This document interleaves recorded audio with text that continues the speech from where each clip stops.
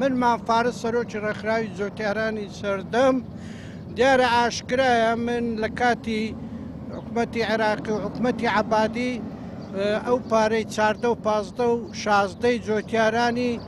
بە ناحەق نەیدەدا، بەڵام ئێمە چوینە ناو سکالایەکەی و دەستمان بە ئیشکردوانیمان ئەم پارەیە بە 2 قست بۆ ماوەی 2 سال 56 جەرچەی ماحکەمەی و 94 جار چوومە بەغدایە توانیم لە بەرک و ئەرچکی شانی خۆم ئەم پارەیە خەرچی دیش هەولیدایە، بەڵام بە تایبەتی ئەو کێسە کێسی جۆتیارە شانازی بە خۆم دەکەم لەبەرەوەی جۆتیارم و توانیمە مافی جۆتیاران وەرگرێ. ئەو پارەیە هاتووە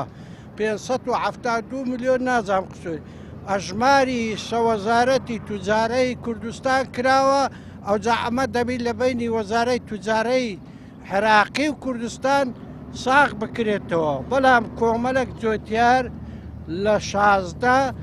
مەزەندە دەکرێت 400-500 جۆتیارن چەند ملیار دیناری عێراقینە هەتا ئێستا پارەکەیە وەرنەگرتیە. ئەمە کارێکی زۆر خراپە، ئەمە سارە کە پارەوە گیرە هەتا ئێستا بەڵکو نارێن فەزیع بەس شتێکی گەورەیە، پارەکە دیار نییە 400-500 جۆتیار زۆرە.